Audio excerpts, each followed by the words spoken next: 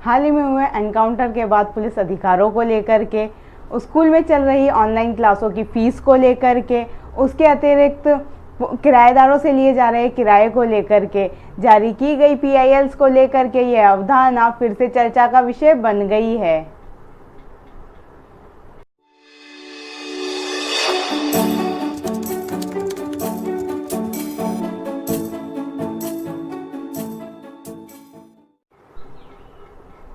Very warm good evening to one and all. नमस्कार, आप सबका स्वागत है अनलॉक लीगल प्रॉब्लम चैनल पर, जहां मैं एडवोकेट स्वाति जोशी आपकी लीगल प्रॉब्लम्स को लॉक नहीं अनलॉक करती हूं। आज हम बात करेंगे PIL पर। PIL जिसे कि पब्लिक इंटरेस्ट लिटिगेशन भी कहते हैं या हिंदी में जनहित याचिका या लोकहित वाद भी कहा जाता है। तो सबसे पहले PIL क्या होता है? ऐसे वाद जो कि साधारण जनहित से संबंधित हो अर्थात जिसके अंतर्गत व्यापक जनहित सम्मिलित हो, उन वादों को PIL कहा जाता है। PIL या जनहित याचिका जैसी कोई भी अवधारणा भारतीय संविधान के अंतर्गत सम्मिलित नहीं थी, ना ही भारत के किसी अन्य कानून के अंतर्गत PIL को परिभाषित किया गया है। यह अवधारणा सर्वोच्च न्यायालय के मुख्य न्यायाधीश PN भगवती द्वारा दी गई थी। इस अवधारणा के अंतर्गत ऐसे विषय जो कि व्यापक जनहित से संबंधित है, उन पर याचिका किसी भी व्यक्ति द्वारा लगाई जा सकती है और उस व्यक्ति को स्वयं न्यायालय में उपस्थित होने की कोई आवश्यकता नहीं होती। PIL व्यक्तिगत हितों से संबंधित नहीं होती अर्थात व्यक्तिगत हितों के लिए PIL नहीं लगाई जा सकती। सार्वजनिक हितों से संबंधित मामलों पर ही PIL लगाई जा सकती है। PIL के अंतर्गत दिया गया मामला सार्वजनिक हित से संबंधित है या नहीं, इसका फैसला कोर्ट द्वारा किया जाता है। नेक्स्ट क्वेश्चन आता है PIL कहाँ लगाई जा सकती है? तो PIL लगाई जा सकती है सुप्रीम कोर्ट में और हाई कोर्ट में। इसके अतिरिक्त न्यायालयों को PIL के ऊपर सुनवाई करने का कोई अधिकार प्राप्त नहीं होता है अर्थात PIL केवल सुप्रीम कोर्ट और हाई कोर्ट से संबंधित ही है। उसके PIL कैसे लगाई जा सकती है? तो PIL लगाने के 3 तरीके होते हैं। सबसे पहला होता है लेटर या पत्र द्वारा।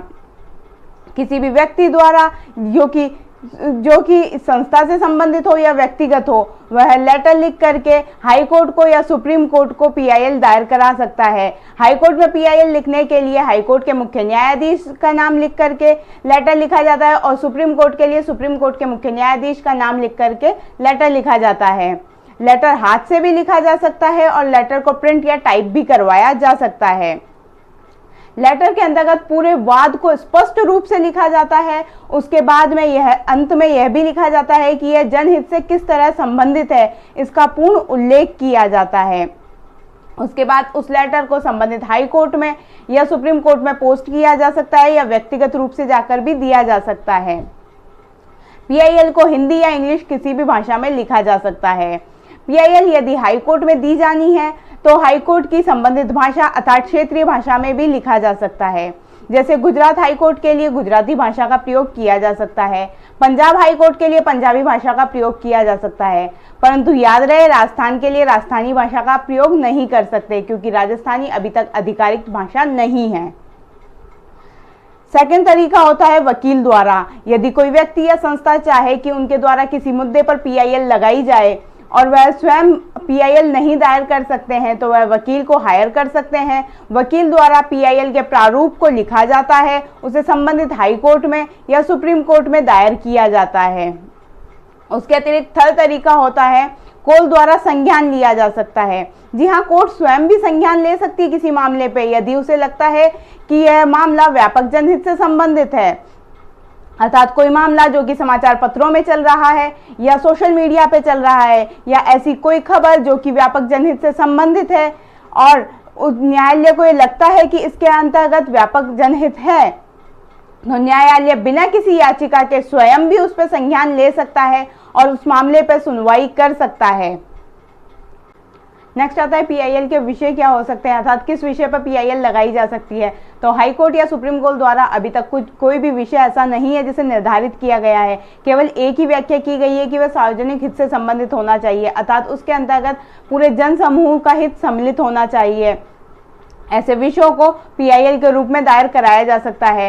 हाई कोर्ट और सुप्रीम कोर्ट द्वारा अनेक विषयों पर PIL को स्वीकार किया गया है जो कि जनहित से संबंधित है, जैसे बंधुआ मजदूरी, बाल श्रम, पुलिस यातना, महिला उत्पीड़न, उसके अतिरिक्त उसके अतिरिक्त शोषण किए जाने से संबंधित, गंगा प्रदूषण, पर्यावरण प्रदूषण और ताप प्रदूषण से संबंधित अनेक ऐसे मामले हैं जिसके ऊपर पीआईएल को सुप्रीम कोर्ट द्वारा स्वीकार किया गया है।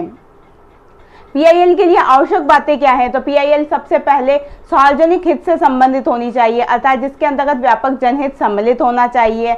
नेक्स्ट होगा पीआईएल व्यक्तिगत हित से सम्मिलित नहीं होनी चाहिए। पीआईएल के अंतर्गत किसी भी व्यक्ति का, अर्थात जो व्यक्ति पीआईएल डाल रहा है उसका व्यक्तिगत हित सम्मिलित नहीं होना चाहिए। पीआईएल राजनीति द्वारा पोषित नहीं होनी चाहिए, अर्थात राजनीति द्वारा किसी भी तरह की प्रेरणा प्राप्त की गई पीआईएल को सुप्रीम कोर्ट और हाई कोर्ट द्वारा रिजेक्ट कर दिया जाता है। इसके अतिरिक्त आता है पीआईएल का शुल्क क्या होगा? तो पीआईएल के लिए शुल्क अन्य वादों से, अर्थात अन्य केसों से बहुत ही न्यूनतम लिया जाता है। पीआईएल के अंतर्गत प्रतिवादी के 50 रुपए लिए जाते हैं, अर्थात जो भी रिस्पोंडेंट होता है उसके ऊपर 50 रुपए की फीस देनी होती है। परंतु यदि आप गलत पीआईएल या गलत कार्यवाही के लिए पीआईएल दायर कराते हैं तो उसके अंतर्गत हाई कोर्ट या सुप्रीम कोर्ट द्वारा आप पर जुर्माना भी लगाया जा सकता है। और कुछ वादों के अंतर्गत पीआईएल की फीस भी सुप्रीम कोर्ट द्वारा माफ कर दी जाती है। इस तरह मैंने पीआईएल की अवधारणा को आपको बहुत ही सरल और आसान शब्दों के अंतर्गत समझाया है। आई होप आपको ये लीगल इन्फॉर्मेशन अच्छी लगी होगी। आपको ये वीडियो कैसी लगी, वीडियो के नीचे कमेंट करके ज़रूर बताएं। वीडियो को लाइक करें, शेयर करें और चैनल को सब्सक्राइब करें ताकि मैं आपकी लीगल इन्फॉर्मेशन को अनलॉक कर सकूं।